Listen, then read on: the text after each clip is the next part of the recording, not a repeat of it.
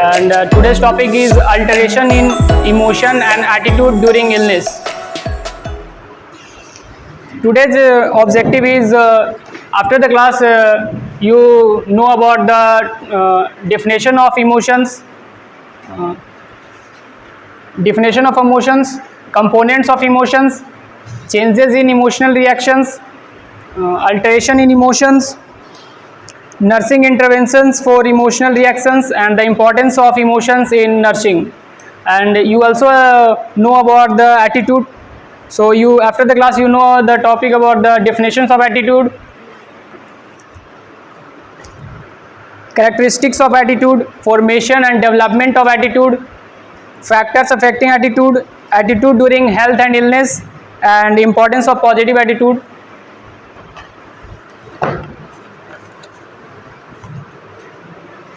Definition of emotions. Emotions already you have studied in the previous class. So anyone can tell the definition of emotions?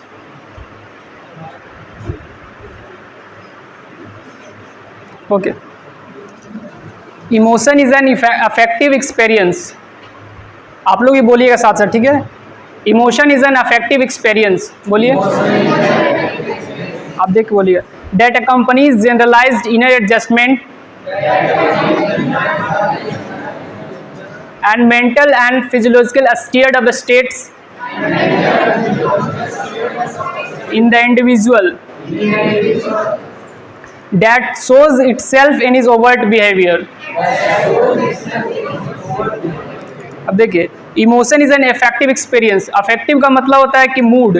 जैसे आप लोग third year में जाइएगा तो आप लोग को मेंटल हेल्थ नर्सिंग में आपको पढ़ना होगा अफेक्टिव, जैसे कि डिप्रेशंस, मेनिया वगैरह अफेक्टिव में आता है. मूड, अफेक्टिव का मतलब था मूड. तो इसका डिफिनेशन का मतलब कि emotion is an affective experience. जो भी आपको मूड में जो भी होता है वो आप सामने दिखाते हैं. जो भी आपका इनर एडजस्टमेंट जो भी आपके साथ चल रहा है उसको आप शो करते हैं इमोशंस के साथ. तो इमोशंस बोल रहा है कि जो अफेक्टिव एक्सपीरियंस है वो जनरलाइज करता है इनर एडजस्टमेंट. जो भी आप अंदर में है, जैसे किसी को कोई भी दुख हो रहा है तो अपने इमोशंस को as a facial expression, body movements या गेस्चर या वॉइस से अगर कोई बोलता है, कोई अगर किसी को सैडनेस है, किसी घर में कोई मातम हो गया है तो जब भी बोलता है उधर लो पिच में बोलता है तो आप लोगों को पता चल जाता है ये बंदा दुखी है या फिर ये दुखी है. तो ये कैसे पता चलता है? इमोशंस उसको पता चलता है. तो यही इमोशंस. और उसको जब भी इमोशनल होगा तो उसका बॉडी की गेस्चर जो मूवमेंट्स है वो भी डिस्टर्ब. अगर कोई अगर डिप्रेस्ड, बस आप अगर साइकेट्री में ड्यूटी लेगा आप लोग थर्ड ईयर में तो आप लोग देखिएगा कि जो डिप्रेस्ड स्टूडेंट, जो डिप्रेस्ड पेशेंट्स आते हैं वो काफ़ी स्लो चलते हैं, उनके मूवमेंट्स काफ़ी स्लो हो जाते हैं और वो जो भी काम करते हैं उनको काफ़ी डिप्रेस्ड रहता है. आप अगर सामने से चेहरा देखेंगे तो उनका सैड फेसेस आर सैड. अगर एंगर होंगे तो उनका फ्लश्ड होंगे, रेड कलर का फेसेस हो जाएंगे, और सैड रहेंगे तो पेल कलर का होगा. तो ऐसा आप पहचान सकते हैं कि कोई पेशेंट जो आ रहा है आपके सामने वो डिप्रेस्ड पेशेंट है या फिर किसी और कोई और डिजीज़ उनको, ऐसे तो आप पहचान सकते हैं. तो ये डिफिनेशन क्या होगा कि emotion is an affective experience. बोलिए. That accompanies generalized inner adjustment and mental and physiological steered step in the individual that shows itself in his overt behavior. overt behavior का मतलब क्या है कि मतलब ओपन, मतलब कि जो भी सामने से दिख जाएगा आपको स्पष्ट तरीके से पता चल जाए. That is the overt behavior. Next is components of emotions. बोलिए. फर्स्ट कंपोनेंट है subjective feeling. Subjective feeling means मतलब व्हाट द इंडिविजुअल फील, मतलब कि is a conscious intellectual person. आप एग्जाम में लिखिएगा इज इमोशंस क्या है? Is a feeling of individual, what you believe, what you think और what you feel. It is a conscious and intellectual perception. Perception means क्या होता है? Perception आप अगर फर्स्ट में पढ़ेंगे परसेप्शन, इल्यूजन, हेलुसिनेशंस पढ़े हैं, साइकोलॉजी में ही है. तो सब्जेक्टिव फीलिंग मतलब कि आप क्या फील करते हैं वो होगा subjective feeling, first point. Second point होगा इमोशनल एक्सप्रेशंस. बोलिए.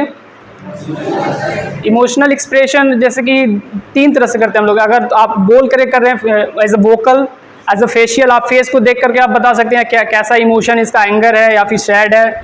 और तीसरा है कि body gestures and movements. Body movement से आप भी पता कर सकते हैं कि वो इमोशनल कैसा है. आप पहचान सकते हैं, अगर सामने से आएगा तो उसको आप पहचान लीजिएगा.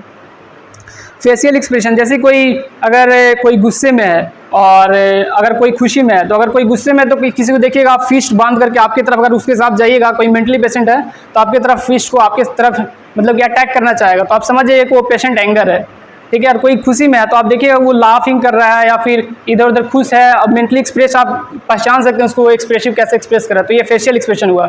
फिर आपका हो गया कि वोकल, अगर बोलेगा कोई, अगर कोई सैड है तो आप लोग देखिएगा कि बहुत ही स्लो पिच में बोलता है, बहुत धीरे बोलेगा, और थोड़ा सा टीयरिंग होगा उसको, तो पता चल सकता है कि वो डिप्रेस्ड पेशेंट है, इमोशनली वो थोड़ा सा अफेक्टेड पेशेंट है।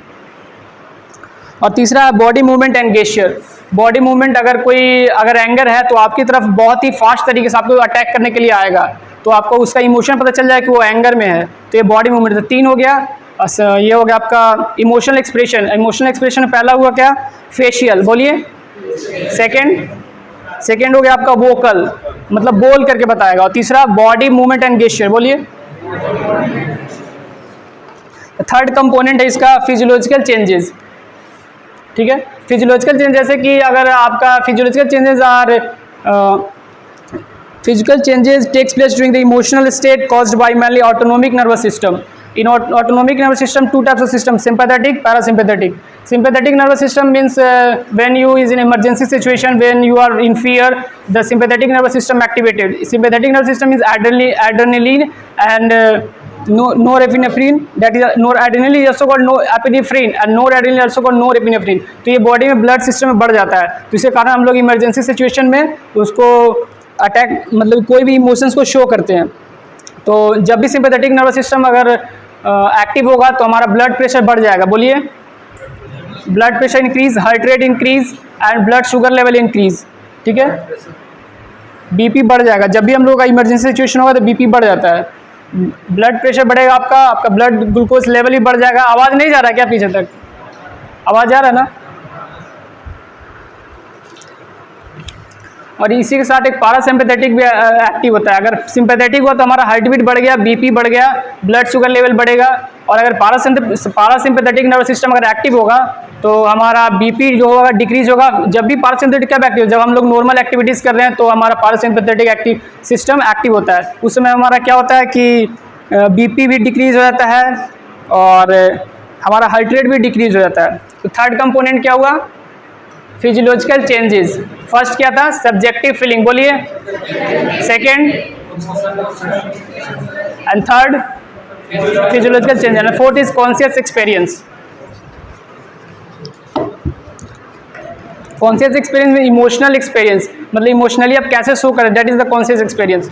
तो हो गया आपका components of emotion. Components of emotion में 4 चीज़ पढ़े। पहला क्या था?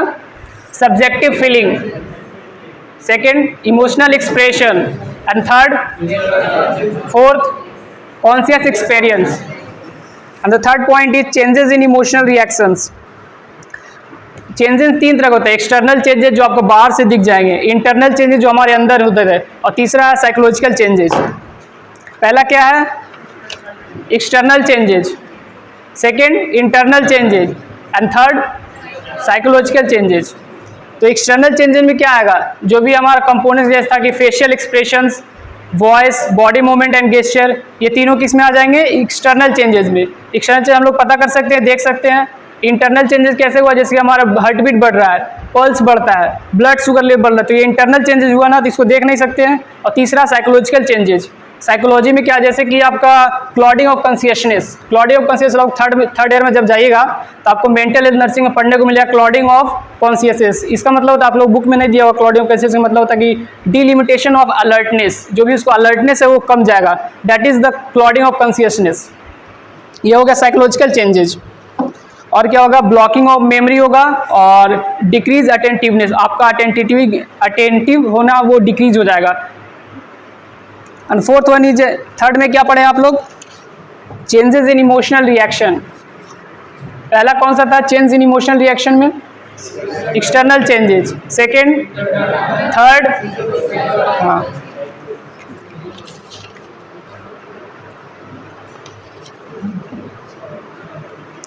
Fourth point is emotion in health and illness. क्या है fourth point? Emotion in health and illness. Doctor Schneider थे, एक पहले जो थे डॉक्टर शिडनर, वो बोले थे कि Joy is the best medicine. क्या है? जॉय इज़ द, जब भी आप लोग खुश रहते हैं या फिर इमोशनली कोई भी प्रॉब्लम होता है तो आप लोग, जो भी बंदा जो खुश है उसके साथ आप लोग रहना चाहते हैं, रहते हैं ना। तो सिडनर बोलते हैं कि controlling our emotions we can eliminate half our the nagging illness and plague our daily lives.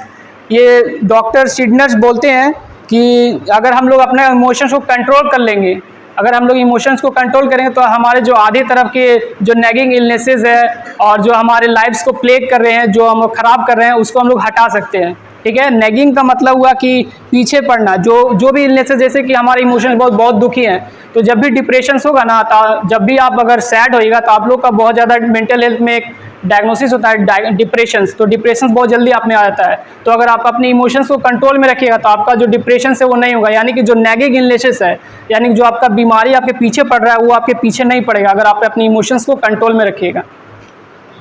और वो और भी क्या करता है कि आपके लाइफ्स को क्या करता है, विनाश कर देता है। प्लेग मीन्स विनाश करना। तो अगर आप इमोशंस को कंट्रोल रखिएगा, अगर पॉजिटिव इमोशंस रखिएगा, कोई भी काम में पॉजिटिविटी रखिएगा, तो आपको बीमारियों से आप दूर रहेंगे। ये हुआ। और अगर आपका इमोशंस इंटेंस है, अनप्लीजेंट है, तो आपको बहुत ज़्यादा रिस्क है कि आपकी इलनेसेस होने के चांसेस है। नेगेटिव इमोशंस क्या करते हैं, हमारे इम्यून सिस्टम को वीक कर देते हैं, हम लोग बहुत ज़्यादा प्रोन होते हैं इलनेसेस के लिए। ठीक है,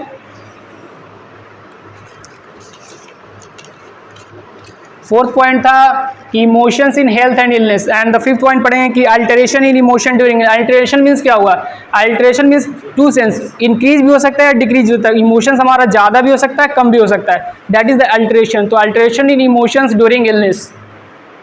तो alteration in emotion during illness क्या क्या है? इमोशनल रिएक्शंस हम लोग देंगे जब भी हम लोग बहुत ज़्यादा लाइफ थ्रेटनिंग इमोशनल हो जाते हैं, बहुत ज़्यादा लाइफ सिचुएशन अगर सीवियर हो जाता है तो बहुत सारे हमारे में चेंजेस आएंगे। जैसे हम लोग का एंजाइटी होगा, वरी होंगे, फिर आपको शॉक में जा सकते हैं, और फिर आप लोग डिनायल एक मैकेनिज्म है, जैसे कि आप लोग कुबलर्स डिनियल में 5th स्टेजेस ऑफ कुबलर्स पढ़े हुए, ग्रीफ का 5 स्टेजेस। डिनियल बोलिएगा, denial, anger, bargaining, depression, acceptance, the 5 stages of grief given by the Kublers। तो जब भी हम लोग इलनेसेस होते हैं या फिर हमारे इमोशनल रिएक्शंस किस पे डिपेंड करता है? Nature of illness.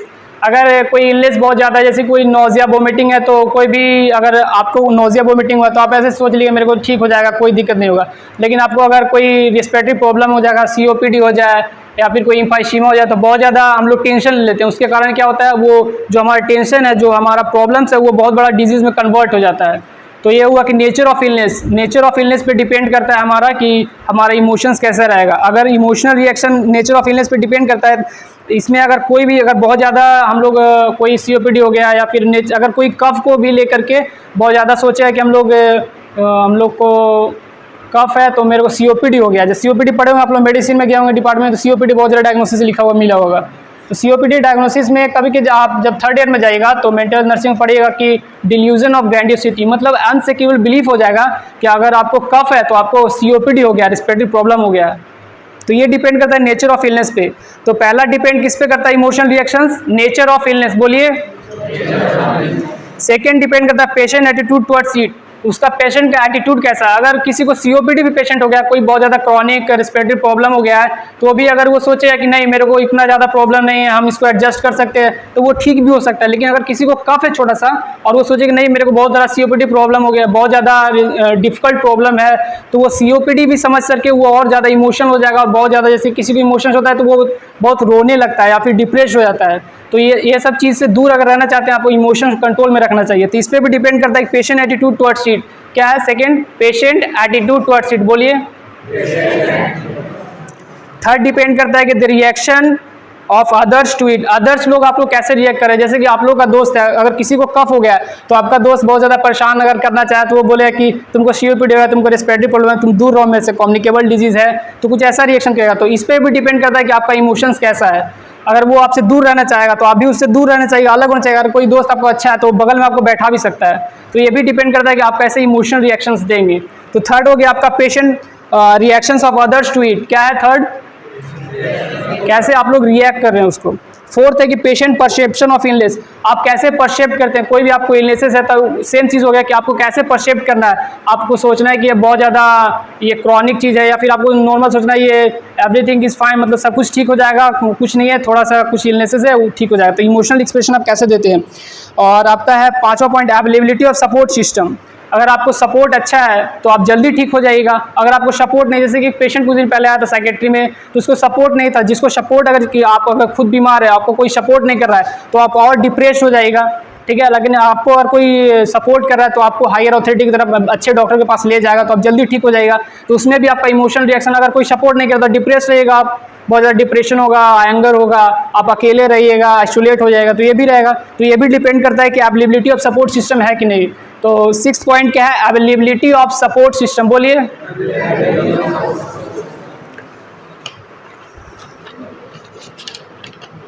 अगर कोई आपको इलनेसेस है और आपको कभी कोई सीवियर हो गया, लाइफ थ्रेटनिंग हो गया है, तो बहुत सारे रिएक्शंस आप लोग देते हैं, जैसे कि एंजाइटी। पहला क्या है, ये alteration in emotion during illness, जो भी अल्टरेशन होगा उसके आप क्या रिएक्शंस देंगे। जैसे एंजाइटी, पहला है एंजाइटी, बोलिए। Fear, worry, Daniel, shock, anger, depressions. अब एंजाइटी क्या है, anxiety is a feeling of apprehensions, uneasiness, agitations, uncertainty, fear of occurring something that is pre occupied. यानी कि एंजाइटी क्या है, मतलब कि आपको किसी चीज़ से डर लगता है, तो डर लगना मतलब अनइजी, अगर आप इस इन्वायरमेंट में हैं, अगर कहीं पे आपको बाहर में अकेले में खड़ा कर दिया तो आपको अनइजीनेस महसूस होगा, थोड़ा फियर होगा, तो ये क्या है, एंजाइटी है। और कभी कभी एंजाइटी क्या होता है, जैसे कि आप अगले दिन कोई चीज़ होने वाला है, जैसे आपका एग्जाम है, तो एक दिन पहले आपको एंजाइटी होने लगता है ना, उसको सोच कर, अभी एग्जाम आप नहीं दे रहे लेकिन उसके बावजूद आपका इमोशनल रिएक्शन क्या हुआ, एंजाइटी हो रहा है, मतलब उसको सोच कर, प्री ऑक्यूपाइड, इसको क्या बोलते हैं, pre occupied.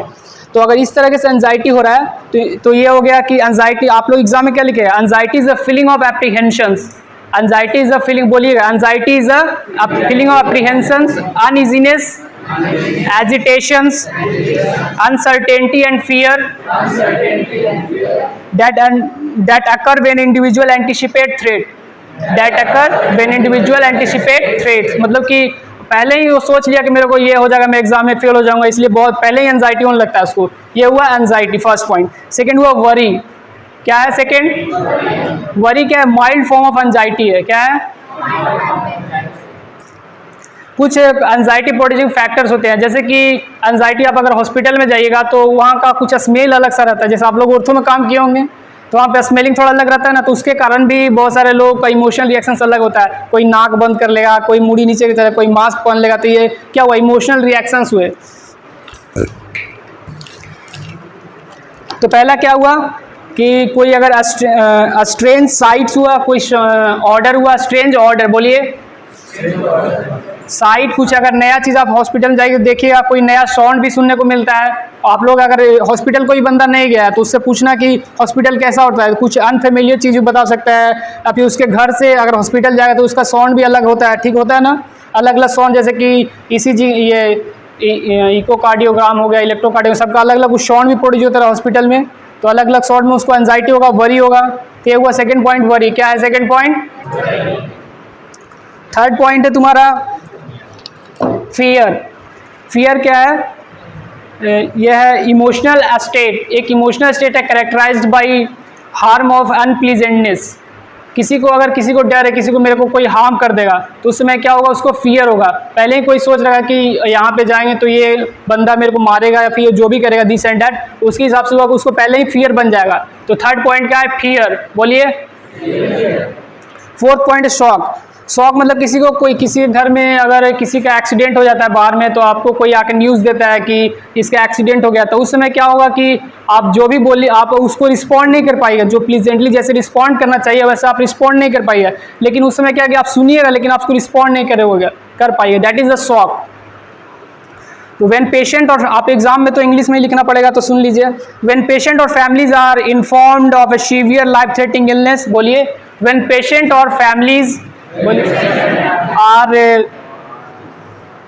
when patient and families informed of a severe life threatening illness, informed of a severe life threatening illnesses, then they में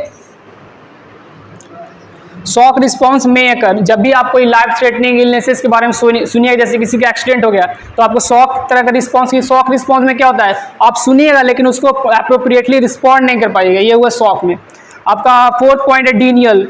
डीनियल का आपको मैकेनिज्म आप लोग को बताए थे, डीनियल का 5 मैकेनिज्म में बताया ना, 5 steps of denial, grief process of fifth, start दो भाई।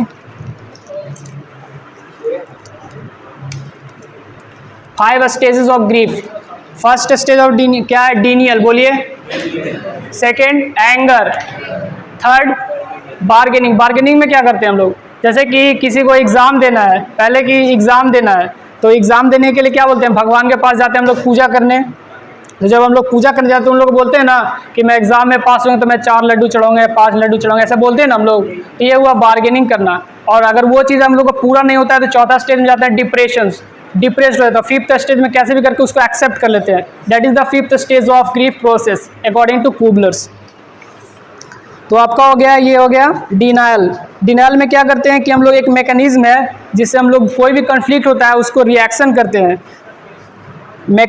Denial is a mechanism by which the patient or family avoid emotional conflict or anxiety by refusing or analyzing difficult facts।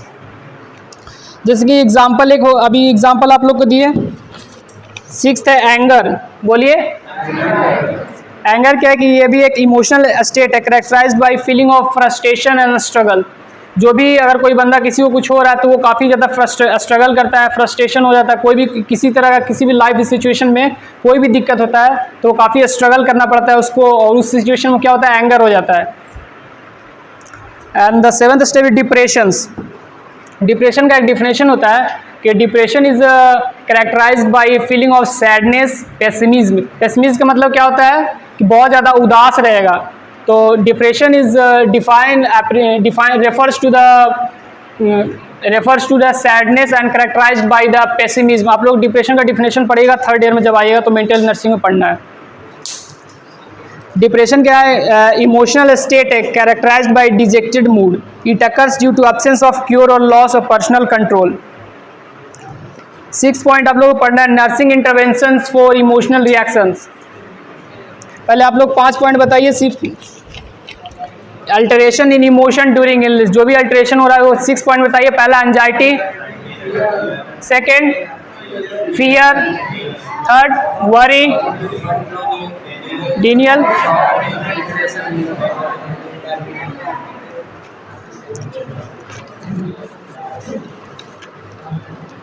Nursing interventions for emotional reactions. क्या क्या हम लोग intervention करेंगे उसको, जो भी अल्टरेशंस हुआ उसको ठीक करने के लिए। तो पहला करेंगे स्पेंड टाइम विथ पेशेंट। पहला क्या करेंगे, पेशेंट के साथ टाइम स्पेंड करेंगे, या फिर जो भी पेशेंट कुछ बोलना चाहे उसको हम लोग साइलेंटली मतलब लिसन करना है उसको, जो भी उसको प्रॉब्लम उसको आराम से सुनना है, फिर उसको रिस्पॉन्ड करना है, जो भी उसका प्रॉब्लम का जो भी सॉल्यूशन होगा उसको बताना है। तो पहला हुआ स्पेंड टाइम विथ पेशेंट, बोलिए।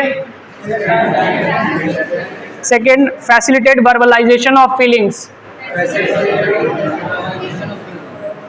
फैसिलिटेट वर्बलाइजेशन ऑफ फीलिंग में अलाउ करेंगे पेशेंट को एक्सप्लोर हिज फीलिंग्स ओपनली। मतलब जो भी उसको फीलिंग्स है, जैसे किसी को अगर डिप्रेस कोई पेशेंट है तो अगर जैसे कि कुछ दिन पहले साइकेट्री में एक पेशेंट आए थे तो उसका था कि कोई बच्चा था, उसके फादर थे कि उसको कोचिंग भेजते थे 2 घंटे के लिए और स्कूल नहीं भेजते। तो बच्चा, वो जब मैम पूछी उनसे कि क्या दिक्कत है डिप्रेशन में, तो वो बताया कि मेरे को 2 घंटा कोचिंग भेजते लेकिन हमको स्कूल जाने का मन करता है, हम अपने क्लास में हमेशा सेकंड आ जाते हैं, फर्स्ट नहीं आ पाते। तो इसके लेकर के वो बच्चा डिप्रेस हो रखा था। तो उसको क्या किया कि जब मैम उनसे पूछने लगे तो वो अपना फीलिंग को एक्सप्रेस किया। जब फीलिंग को एक्सप्रेस किया तो वो अपने टीयरफुलनेस पूरा रोने लगा। तो इससे क्या हुआ कि उसका इमोशंस को कम हो गया, मतलब कि उसको जो इमोशनल रिएक्शन से दुख था, तो बोला जाता है कि जब भी रोने से हमारा दुख कम हो जाता है, सुने होंगे आप लोग भी, रोने से दुख कम होता है, तो वो हो रहा था वहाँ पे। तो ये क्या हुआ, फैसिलिटेट वर्बलाइजेशन ऑफ फीलिंग्स। जब उससे वर्बलाइज करेंगे तो उसका इमोशंस पता चलेगा वो कैसा है। तीसरा है हैंडलिंग द इमोशंस, बोलिए।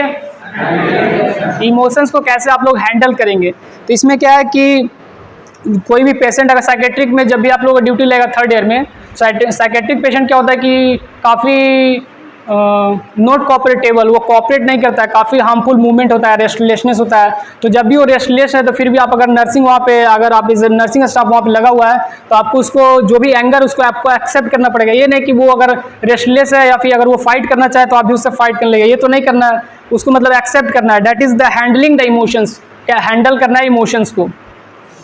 try to determine the cause of anger and deal with it realistically as possible। जब भी वो पेशेंट आए तो उसको कोशिश करना है कि उसको जो भी प्रॉब्लम उसको जाने, उससे मतलब बात करें, उसको सुने और उसका सॉल्यूशंस बताएं उसको। ऐसे आप लोग को इमोशंस को हैंडल करना है। So the acceptance of patient behaviour even if the anger is directed at the nurse, यानी कि अगर आपके तरफ भी वो आपको अटैक करना चाहे, मारना चाहे तो आप उससे भागिएगा, ये नहीं कि आप उस पर अटैक कर दीजिएगा, ठीक है। ये हो गया हैंडलिंग द इमोशंस। और वो आपका थर्ड पॉइंट क्या हुआ, हैंडलिंग द इमोशंस, बोलिए। फर्स्ट पॉइंट क्या था, spend time with patient, second and third, बोलिए, लिखा हुआ है sir. Handling the emotions third, and fourth point is orientation of patient to health care facility, यानी कि आप अगर हॉस्पिटल में थे, जो भी हॉस्पिटल में इक्विपमेंट्स अवेलेबल है, जो रिसोर्सेज अवेलेबल है, उसके बारे में आप पेशेंट को बताना होगा। जो भी आपको रिसोर्सेज अवेलेबल है सबको बताना होगा, ताकि वो जो पेशेंट है वो कोऑपरेट कर सके। इसलिए orientation of patient to health care facilities, provide detail, English में सुन लीजिए, provide detail explanation of patient care services and of rational behind. जब भी आप nursing intervention, nursing care plan बनाए होंगे तो नर्सिंग इंटरवेंशन एक साइड रेशनली लिखे होंगे। तो जब भी पेशेंट को कुछ भी आप एक्सप्लेन कीजिएगा, उसका रीजन बताइएगा क्यों हम आपको, जैसे कि एनजी ट्यूब आप लोग प्रोसीजर परफॉर्म किए होंगे इमरजेंसी में, तो एनजी ट्यूब प्रोसीजर परफॉर्म करने से पहले क्या होता है कि आप उनको प्रोसीजर पहले बताना होता है। प्री ऑपरेटिव क्या मतलब कि प्री, जब भी प्रोसीजर कोई परफॉर्म करना है तो पहले उसको बताना होगा आप लोग को। जैसे कि जब भी एनजी ट्यूब डालते हैं तो एनजी ट्यूब का साइज़ वगैरह वो नहीं बताना उसको, ये बताना अगर पेशेंट अनकॉन्शियस है तो उसको अटेंडेंट को बताना है कि हम लोग एनजी ट्यूब आप लोग को नोज के द्वारा डालेंगे, आप लोग को निगलना, मतलब आपको निगलना है, पेशेंट को बोलिए आप लोग निगलना है एनजी ट्यूब को, तब वो नीचे आप लोग प्रोसीड कीजिएगा। तो ऐसा आपको हेल्थ एजुकेशन वहाँ पे देना होगा। तो उसी तरह orientation of patient to health care facilities, जो भी फैसिलिटीज हॉस्पिटल में अवेलेबल है उसके बारे में उनको बताना होगा। That is the orientation of patient to health care facility. ये हुआ नर्सिंग, फोर्थ नर्सिंग इंटरवेंशन क्या है, बोलिए आप लोग। Orientation of patient to health care facility. 6 point, identification of learning needs of patient. ये इसमें क्या करना है कि आपको कोई भी पेशेंट कोई सर्जरी करने जा रहा है, किसी को सर्जरी हो रहा है, तो उससे पहले आप लोग प्री ऑपरेटिव मेडिकेशंस करते होंगे, फिर उसको किए होंगे ना, सर्जरी में आप लोग ड्यूटी नहीं लगा भी, तो प्री सर्जरी में तो आप लोग को प्री ऑपरेटिव हेल्थ एजुकेशन भी देना होता है, प्री ऑपरेटिव मेडिकेशंस करना होता है। तो इसके लिए ये जब हेल्थ एजुकेशन आप उनको दे रहे हैं तो ये भी देखना, आइडेंटिफाई करना होता है पेशेंट हमसे सीखना चाह रहा है कि नहीं, हमसे मतलब जानना चाह रहा है कि नहीं, या फिर पेशेंट को पहले से ही मालूम है। अगर पेशेंट से मालूम है पहले से तो आप उसको हेल्थ एजुकेशन दीजिएगा तो नहीं सुनेगा, लेकिन आपको पता चल जाएगा कि इसको कुछ भी नहीं आता, इसको आप हेल्थ एजुकेशन दिए तो सुनेगा, ठीक है। तो ये हुआ कि identify learning needs of patient, वो सीखना चाह रहा है कि नहीं वो चीज़ को। तो बोलिए 4th पॉइंट क्या है, identification of learning needs of patients, बोलिए। प्रोवाइड डाइवर्जनल एक्टिविटीज, नेक्स्ट क्या है, प्रोवाइड डाइवर्जनल एक्टिविटीज। डाइवर्जनल एक्टिविटीज मतलब क्या समझते हैं बताइए। नर्सिंग इंटरवेंशन में लिखे होंगे कि जब भी 4th या 5th में किसी को पेशेंट को ऑपरेशन हुआ है, कोई पेशेंट अगर काम और कूल नहीं है तो उसको डाइवर्जनल एक्टिविटीज़ देते हैं। जैसे कि डाइवर्जनल एक्टिविटी की एग्जांपल बताइए कोई, जैसे कि म्यूज़िक सुने, कोई किसी को लगता है कि अगर म्यूजिक सुनने से किसी को नींद नहीं आ रहा है तो म्यूजिक सुनेगा, काम एंड कूल रहेगा और वो सो सकता है अच्छा से। तो ये हुआ डाइवर्जनल एक्टिविटीज़, मतलब जो उसको मेडिकेशंस मिल रहे हैं उसके साथ आप अलग से क्या उसको दे सकते हैं, that is the diversional activities. उसको मेंटल जो मेंटली वो जो सोच रहा है उसको उस चीज़ से डाइवर्ट करना, मतलब अलग तरफ के ले जाना, that is the diversional activities. Next है प्रोवाइड डाइवर्जनल एक्टिविटीज़, बोलिए। नेक्स्ट है taking care of insomnia, food fluid intake, elimination pattern. Taking care of insomnia, अगर किसी को नींद नहीं आ रहा है तो आप लोग क्या कीजिएगा, कोई पेशेंट है जो सो नहीं पाता तो क्या कीजिएगा आप लोग नर्सिंग इंटरवेंशंस। जैसे कि कोई सोता नहीं तो कब सोएगा, आप लोग अगर कभी भी सोने जाए तो इन्वायरमेंट शांत होना चाहिए, क्वाइट होना चाहिए, ठीक है। डार्क लाइट होना चाहिए। तो ये नर्सिंग इंटरवेंशन हुआ फॉर इंसोमेनिया। अगर कोई फूड एंड फ्लूइड इंटेक नहीं कर पा रहा, अगर कोई मुंह से कुछ नहीं ले पा रहा है तो इंट्रावेनस उसको देंगे। फिर अगर इलिमिनेशन पैटर्न, अगर कोई जैसे किसी को कॉन्स्टिपेशन हो रहा है तो उसको रफेज के लिए बोलेंगे रफेज खाएं आप, या फिर किसी को इलिमिनेशन पैटर्न में कि आप लोग क्या इमरजेंसी में दिए होंगे फुरोसेमाइड्स, डायोटेक्स। तो next is taking care of insomnia, food and fluid intake, elimination pattern. बोलिए, taking care of insomnia, food and fluid intake and elimination pattern.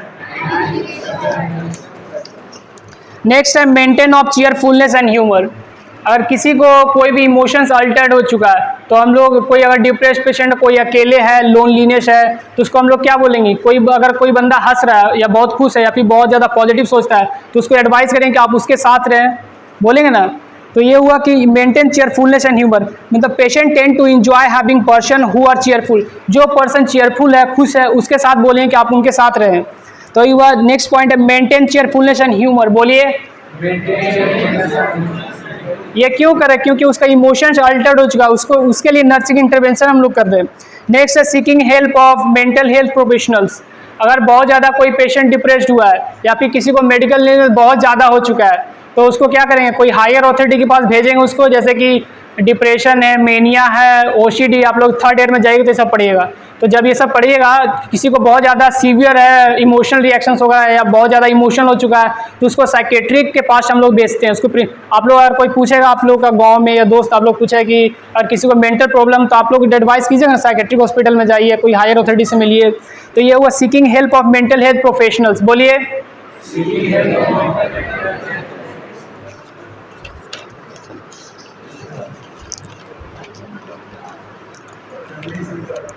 Alterations in emotions during illness. तो nursing intervention पहला क्या हुआ? Spend time with patient. बोलिए। Second point है orientation of patient to health care facility.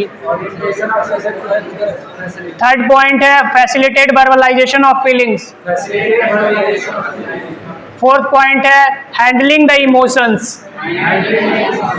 Provide diversional activities.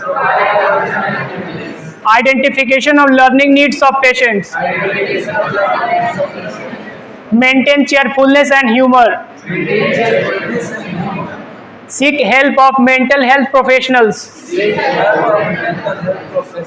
Taking care of insomnia, food and fluid intake, and elimination pattern.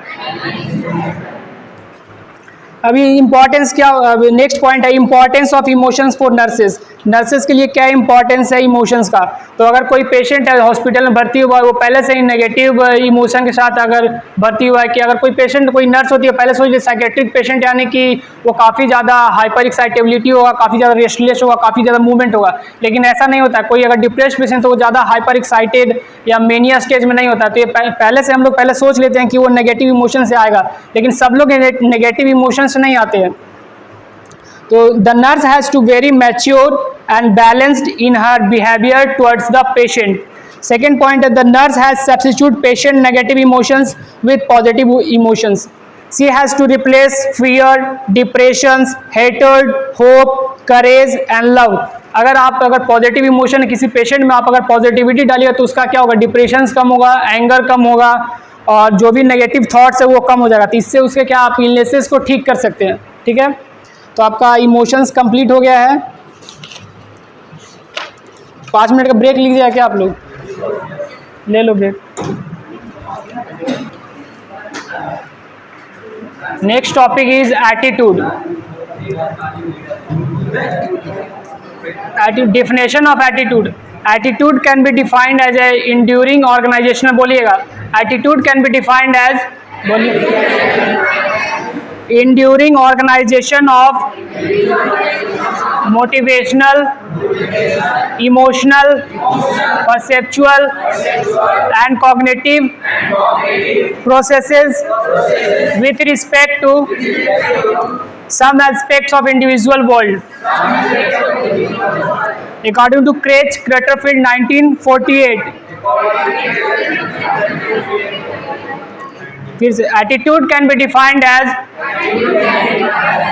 an enduring organization of motivational, emotional, perceptual and cognitive processes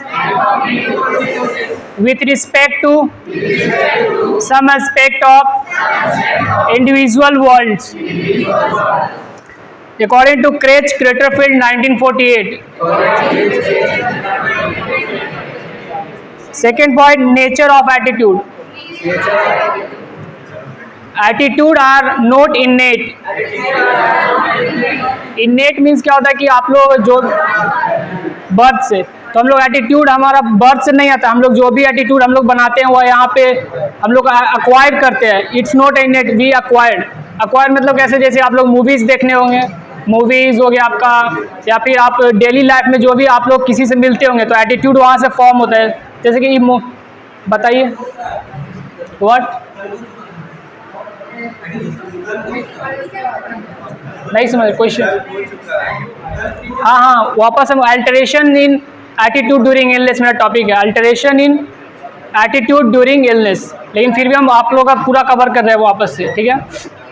तो nature of, बताइए nature of attitude क्या है, बोलिए कोई.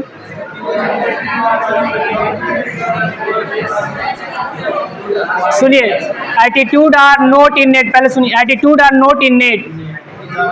आप लोग बोलिए. इनेट means it not from the birth, it acquired during their life time. बोलिए. Attitude are more or less lasting. अगर आपको एटीट्यूड एक बार आपको बन जाता है या फिर आपके अंदर आपका एटीट्यूड आता है तो वो कंटिन्यू करता है, उसको डिफिकल्ट है इंटरप्ट करना कि आपको एटीट्यूड को चेंज कर सकते हैं, ठीक है.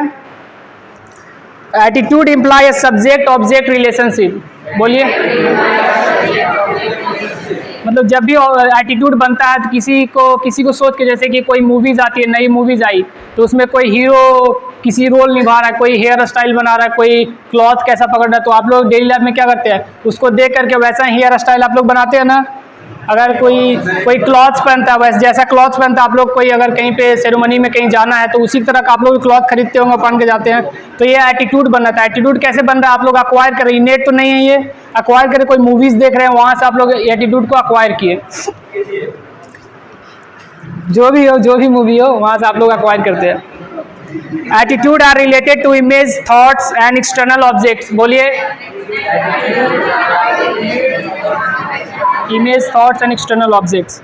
जैसे कि कोई अगर सुनिएगा, upon hearing of the Pakistan attack on Indian territory every Indian develop negative attitude towards the Pakistan aggressions. अगर कोई पाकिस्तान से अगर कोई अटैक होती है वहाँ पे, तो आप लोग का भी एक एटीट्यूड होता है कि हम लोग अपनों के इंडियन सोल्जर को हेल्प करना है, सपोर्ट करना है. तो एटीट्यूड एक डायरेक्शन भी बन रहा है. तो नेक्स्ट स्टेप यही है कि एक attitude can B guide the behaviour of individual in one particular direction. तो अगर कोई पाकिस्तान अटैक कर रहा है तो आपको एटीट्यूड होता है हमको इंडियन सोल्जर को हेल्प करना है, तो एक डायरेक्शन की तरफ आपका एटीट्यूड बन रहा है. तो ये वो नेचर ऑफ एटीट्यूड. तो first point of nature of attitude क्या था, एटीट्यूड आर नॉट इनेट. बोलिए. Second point, attitude are more or less lasting. Third point है attitude imply a subject object relationship. And fourth point है attitude are related to image, thought and external objects. Fifth point, attitude guide the behavior of individual in one direction. Next है formation and development of attitude. In formation and development of attitude, heredity play a minor role in development of attitudes. It is mainly directed or developed by the environmental factors from the peers, parents, schools, cultures, religions. So heredity play a minor role in a small part development of attitude. It mainly affected by the environmental factor. बोलिए. It mainly affected by the peers, culture, religion, schools, family members, parents. तो ये सब चीज़ आपको attitude बनाने में affect करते हैं। जैसे कि सबका यहाँ पे सबका अपना अपना पर्सनालिटी है, सबका एक अलग तरह का एटीट्यूड है, क्योंकि सबका फैमिली मेंबर्स अलग अलग फैमिली से आए हैं, इसलिए सबका एटीट्यूड अलग है। तो एटीट्यूड बनता है इन्वायरमेंट फैक्टर्स, इन्वायरमेंटल फैक्टर, जैसे कि पीयर्स, बोलिए, culture, religion, parents, family members. कुछ जो इमोशन एटीट्यूड है वो अक्वायर करते हैं एज ए प्रेशर्स, फोर्स। जैसे कि आप लोग हॉस्पिटल में जाते हैं तो एप्रॉन खोल के, बटन खोल के, या फिर ऐसे बिना आईडी कार्ड घूमते रहते हैं, लेकिन जैसे ही देखते हैं कि सर आने वाले हैं तो मतलब उस समय आप क्या करते हैं, बटन लगा लेते हैं। आप लोग अपना एप्रॉन का बटन लगाने के बाद आप लोग आईडी कार्ड पहनते हैं ना, तो ये प्रेशर के कारण अपना एटीट्यूड डेवलप कर रहे हैं। तो यही हुआ एक है कि acquired attitude can be acquired as a result of pressure by others. क्या हुआ? Good. Attitude may be formed as a result of learning experiences.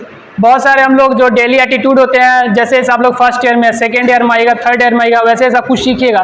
तो वैसे ही जैसे ही लर्निंग एक्सपीरियंसेस बढ़ेगा तो आपका एटीट्यूड चेंज होते जाएगा। फर्स्ट ईयर में, सेकेंड ईयर में, जैसे नेक्स्ट 2 मंथ बाद आप लोग का जूनियर्स आ रहा है, तो आप लोग बहुत कुछ सिखाइएगा। बहुत सारा उन लोग का एटीट्यूड पहले आएगा तो वो लोग बाल वगैरह छोटा रखेगा, दाढ़ी नहीं रखेगा, लेकिन आप लोग को देखकर वो दाढ़ी रखने लगेगा, बाल वगैरह हीरो का स्टाइल रखेगा, तो उसका एटीट्यूड बनेगा वैसे वैसे धीरे धीरे। तो ये होता है कि attitude may be formed as a result of learning experiences. बोलिए, attitude formed by the as a result of learning experiences. Attitude may be formed through imitations. बोलिए, इमिटेशन मतलब वही दूसरों का देख करके, जैसे कि आप लोग मूवीज देखते हैं, वहां से आप लोगों को बताया कैसे बिहेवियर, एटीट्यूड कैसे हम लोग बनाते हैं, तो वही है। तो फॉर्मेशन एंड डेवलपमेंट और एटीट्यूड, पहला पॉइंट बोलिए, heredity play a minor role in attitude formation. बोलिए, heredity play a minor role in attitude formation. Attitude can be found by the environmental factors. बोलिए, culture, family members, parents, religion, culture, mass media. और attitude can be acquired through the pressures, environmental pressures, और attitude can be acquired through the imitations. बोलिए, next है attitudinal change.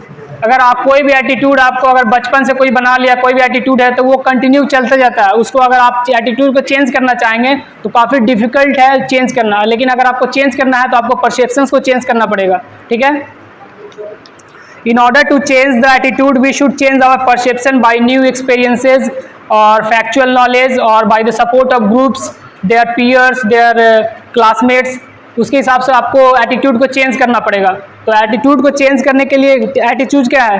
Attitude can be form through the tendency to persist और continue.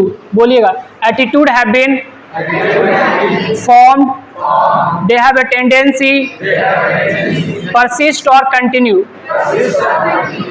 It is therefore difficult to change.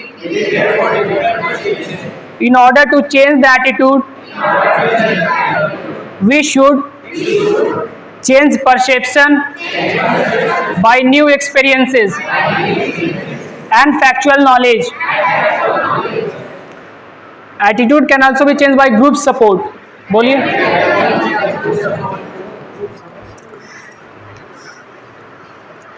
group provide an opportunity for much close contact with the object person concerned. Next है factor affecting the attitudinal change. कौन कौन से factor हैं जो हमारे attitude को change करने में अफेक्ट करते हैं? जैसे कि कॉग्निटिव डिसोनेंस। बोलिए, कॉग्निटिव डिसोनेंस होता है कि एक state of unpleasant psychological tensions. बोलिएगा, unpleasant psychological tensions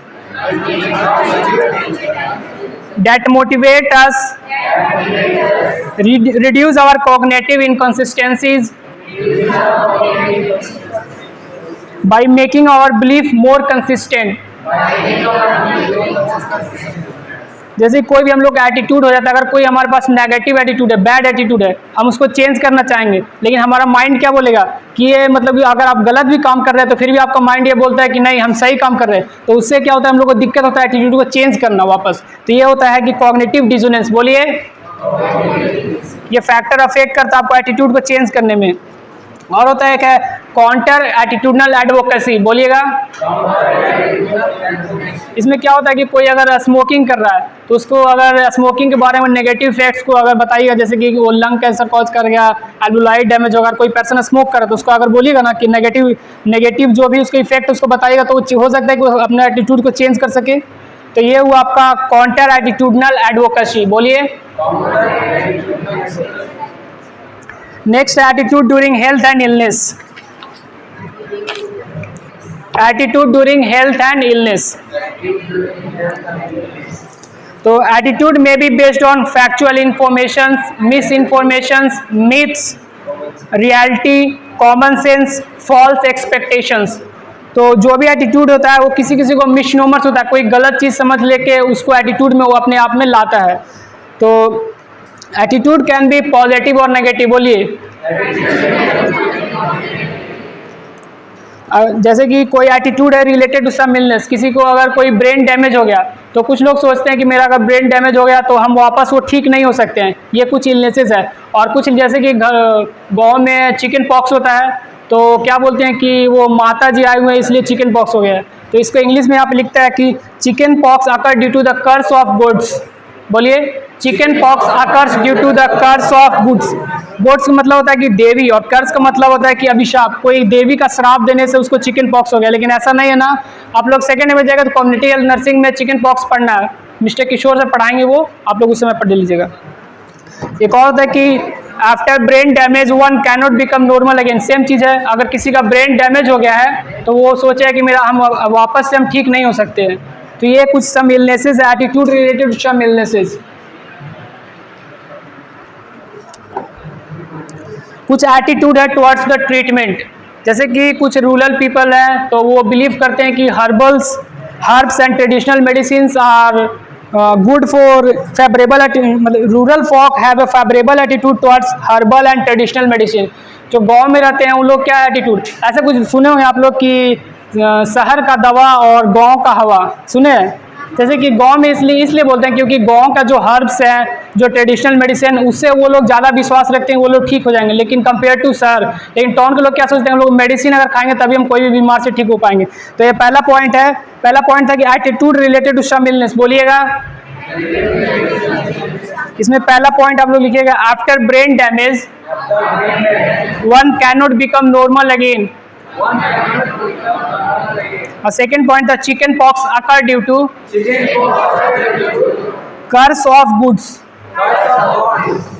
and second point है एटीट्यूड टुवर्ड्स ट्रीटमेंट। बोलिए, इसमें पहला पॉइंट था कि rural folk have a favorable attitude towards herbal and traditional medicine. Rural folk, बोलिए, rural folk have a favorable attitude towards herbal and traditional medicine. Next, Christian have a favorable attitude towards modern medicine as they westernize. यानी कि जो Christians है उसका favourable attitude है, जो modern medicine है उस पर वो ज़्यादा विश्वास रखते हैं, उसके तरफ अपना एटीट्यूड को दिखा देंगे। हम लोग अगर मॉडर्न मेडिसिन अगर हम लोग लेंगे तो हम लोग ठीक हो पाएंगे। एंड तीसरा है, सेकंड बोलिएगा, Christian have a favourable attitude towards modern medicine as they westernized. And third, Muslim have a favorable attitude towards Unani medicine as a part of his Muslim culture. यूनानी मेडिसिन का मतलब होता है कि ये ग्रेट हीलिंग आर्ट है as well as science. इसमें क्या होता है कि इसका एम होता है कि treat body, mind and soul, और ये बेस्ड किस पे होता है, हिपोक्रेटिक थ्योरी। इसमें 4 चीज़ लिया था, blood, phlegm, yellow bile and black bile. तो तीसरा पॉइंट था, Muslim have a favourable attitude. बोलिए, towards Unani medicine as a part of Muslim culture. And next है कि कुछ जो होते हैं इन्फ्लुएंस होते हैं गांधीयन थॉट से, तो those influenced by Gandhian thoughts have a favourable attitude towards naturopathy. Those having, बोलिए, influenced by Gandhian thoughts have a favourable attitude towards naturopathy, and generally educated people have a favorable attitude towards the allopathy. ये Hippocratic theory था, उसमें एक blood phlegm 4 चीज़ को माना गया था, yellow bile and black bile. में भी हो सकता है ब्लाइड जो गॉल ब्लैडर से बाइल सीक्रेट होता है वहाँ से हो सकता है। एंड लास्ट पॉइंट है आपका importance of positive attitude for a nurse. Nurse का क्या पॉजिटिव एटीट्यूड होना चाहिए? तो पहला है कि पेशेंट केयर में, पेशेंट केयर अगर आपका अगर नेगेटिव एटीट्यूड है किसी पेशेंट का, any negative attitude towards a race, community or disease result in prejudiced behaviour that affect the patient care. अगर कोई भी आप लोग अगर किसी हॉस्पिटल में काम कर रहे हैं तो वहाँ पे आपका अगर कोई रिलीजन से रिलेटेड कोई नेगेटिव एटीट्यूड है उससे, तो आप उसको ट्रीट करने जाएंगे तो नेगेटिवली उसके बारे में सोचेंगे। ये चीज़ आप लोगों को नहीं रखना है, ये इंपॉर्टेंस है, पहला इंपॉर्टेंस। दूसरा है nurse should recognise her attitude and prevent them from interfering nursing care. तीसरा है nurse should try to understand, समझ रहे हैं ना ये point, nurse should try to understand patient attitude. Some of them enter the hospital with a positive attitude, while some enter with a negative attitude. कुछ patients जो होते हैं वो हॉस्पिटल को एज अ इलनेस सोच कर आते हैं। जैसे किसी को हॉस्पिटल कोई सोचता है कि अगर हम लोग हॉस्पिटल में आएंगे तो हम लोग और बीमार पड़ जाएंगे, या कुछ लोग सोचते हैं कि नहीं हॉस्पिटल जाने से हम लोग का बीमारी ठीक होगा। तो यही कुछ लोग पॉजिटिवली सोचते हैं, कुछ लोग नेगेटिवली सोचते हैं। ये है, तो हम लोग को क्या करना है, अगर कोई नेगेटिव सोच के आ रहा है कोई पेशेंट तो उसको हम लोग पॉजिटिवली उसको एजुकेट करना है, उसको पॉजिटिव फीडबैक देना, उसको जो भी प्रॉब्लम है उसको बताना है, तो वो पॉजिटिवली वो लोग पॉजिटिव एटीट्यूड वो रखेंगे फिर से हॉस्पिटल टाइम अगर नेक्स्ट टाइम हुआ है तो।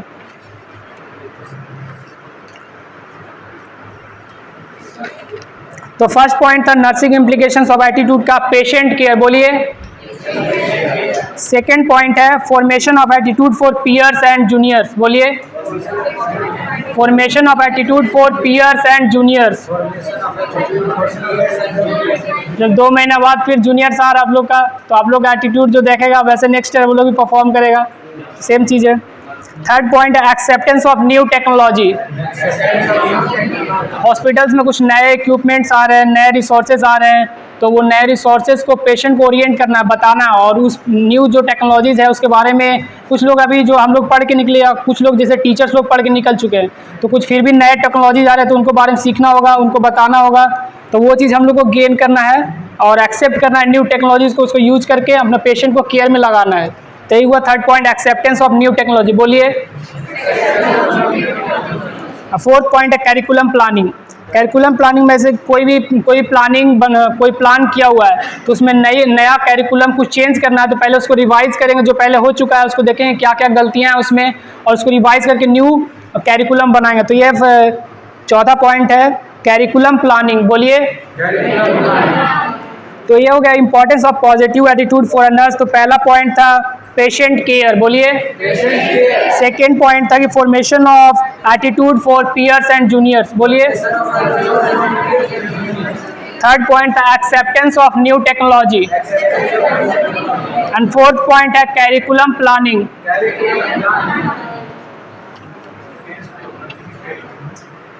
कुछ इफेक्ट्स है एटीट्यूड का, कुछ इफेक्ट है, effect of attitude on meaningful learning and retentions. अगर आप कोई positive, if you have favourable attitude and motivated you are given effort to concentrate on particular topic analysing. कुछ करेक्ट एटीट्यूड क्या क्या होते हैं? पहला है कि एम्बिशन टू डू हर टास्क वेल, बोलिए। एम्बिशन टू डू हर task well. Second point, willingness to work and work with effectiveness. Third point है determination to grow professionally. And fourth point है maintenance of pause and self control in all professional situations. Maintenance of pause and self control, बोलिए। In all professional situations.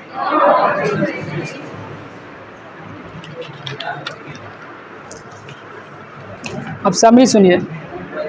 Today in class I have discussed topic definitions of emotions, components of emotions, changes in emotional reactions, emotions in health and illness, alterations in emotions, nursing interventions for emotions during illness, and definitions of attitude, nature of attitude, factor affecting attitude, and nursing interventions for positive attitude and attitude during health and illness. Thank you.